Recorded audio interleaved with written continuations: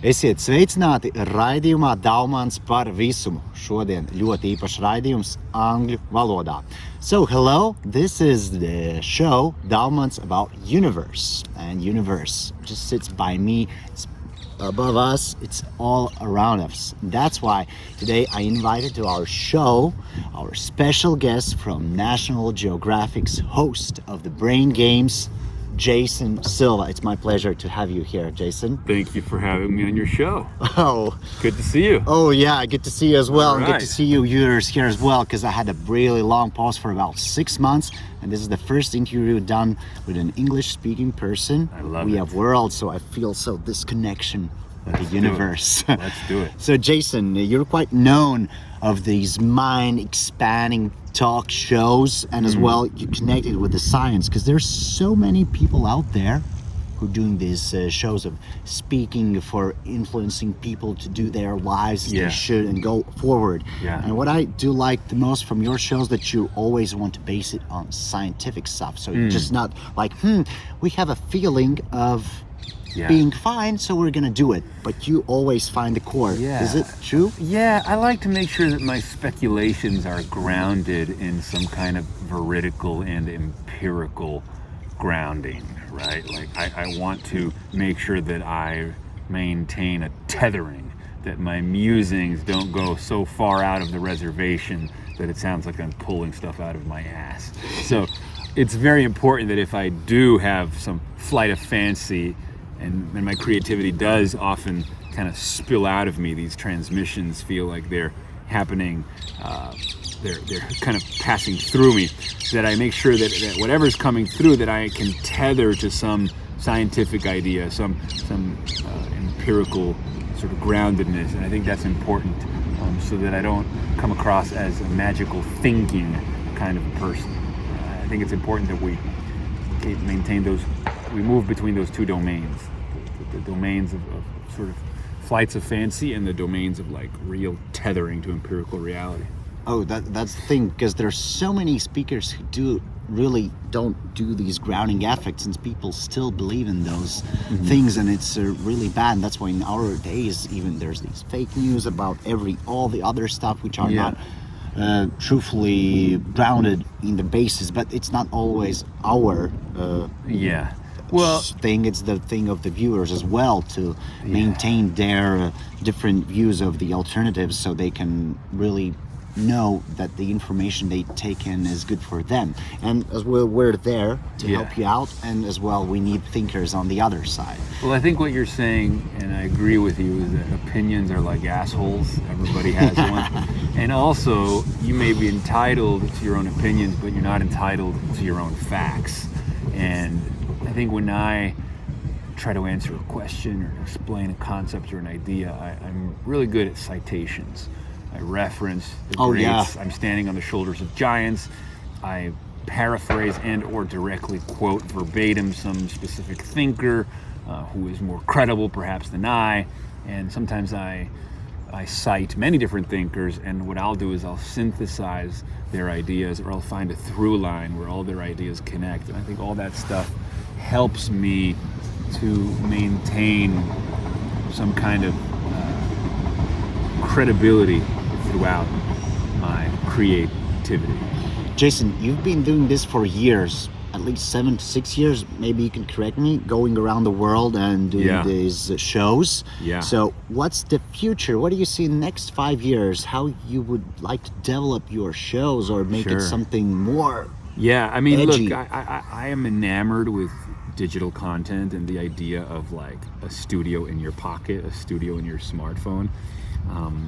I was fantasizing about doing that before the smartphones had the capacity. So I started my career in television and did National Geographic, but was always simultaneously doing my own digital content. And to get to a point where I can spitball something, get inspired, have a moment, and there's an immediacy with which I can have the moment, transcribe the moment, record the moment, transmit the moment, share the moment on social media. There's nothing like that immediacy, and I hope in the next 5 years my capacity to reach my own audience amplifies exponentially. Exponentially. One of the limitations right now is that I can have 250,000 followers on Instagram, and if I post something, I only reach like 10% of them.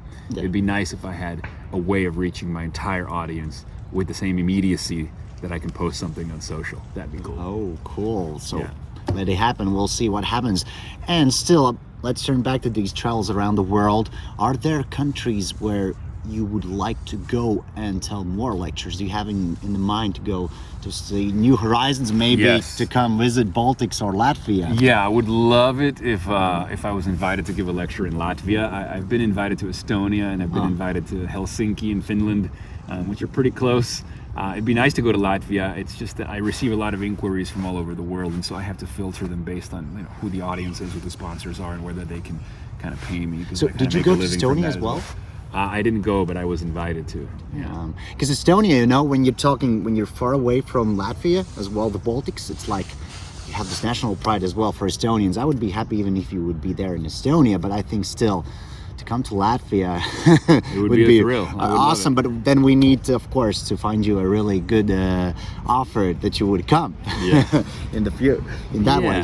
Yeah. So about people mind, the world is getting more globalized, not just buying and doing stuff as well. The thinking, I think, is more getting globalized, and we started thinking more similar ways. Is that a good thing?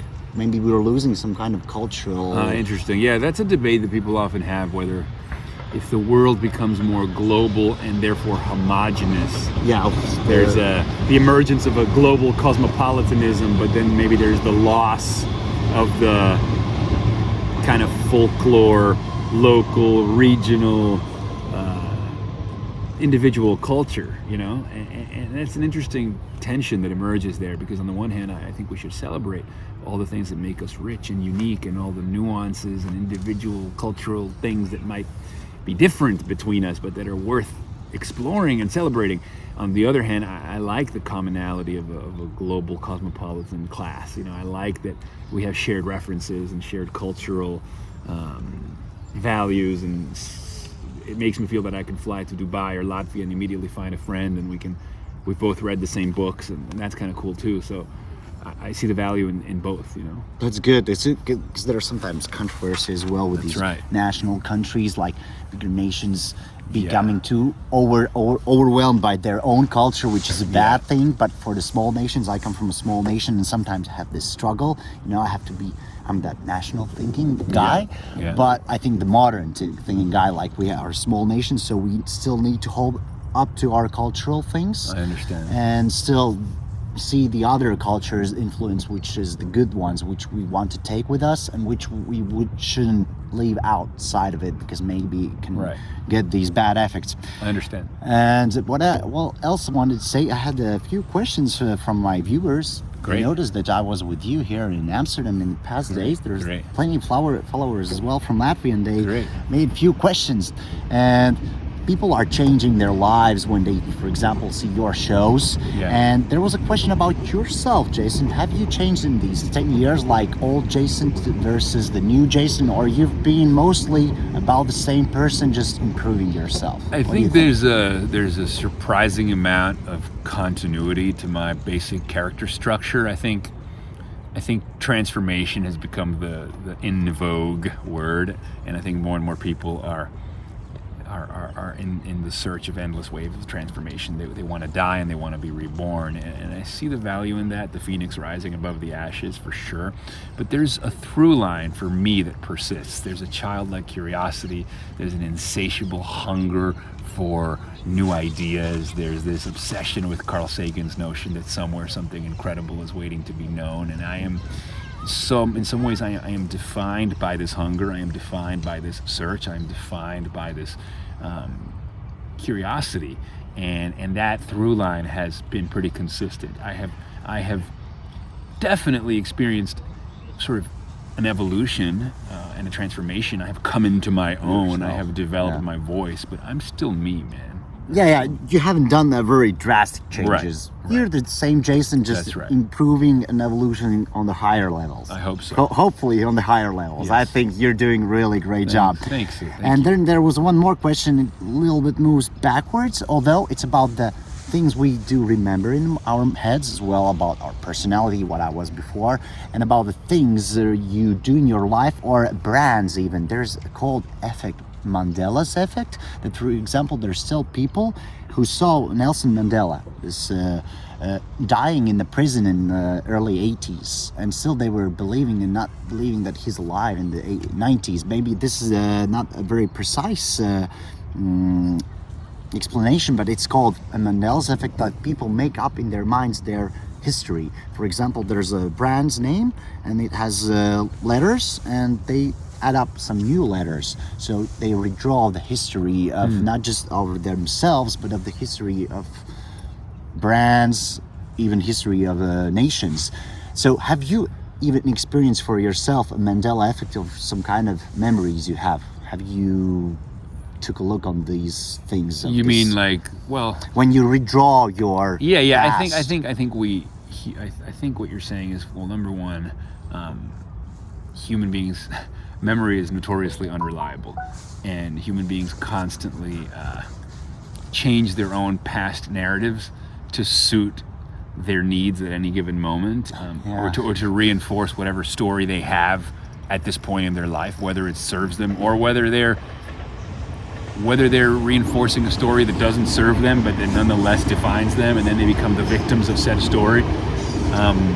We're autobiographical beings, we're storytelling animals, and often we weave stories that are a mix of fact and fiction, for sure. And I think we do that collectively as societies as well. That's how myths get formed, and sometimes we confuse metaphors with empirical truth, and that happens as well. But it's a have I experienced? Fusion. Have I changed? I think that we edit our own past narrative. True. Like, life doesn't make sense often looking forward, but it makes sense looking backwards. Steve Jobs said that. So sometimes we need to get to a certain place in our lives so that we can look back and connect the dots in a way that makes where we've arrived make sense to us.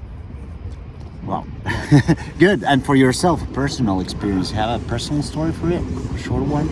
I'm not sure. I mean, I guess I always wanted to be a guy that made videos and expressed himself in making digital content, and I wanted to travel the world and do it like this kind of backpack philosopher, stand-up philosopher, sit in park benches and philosophize out loud.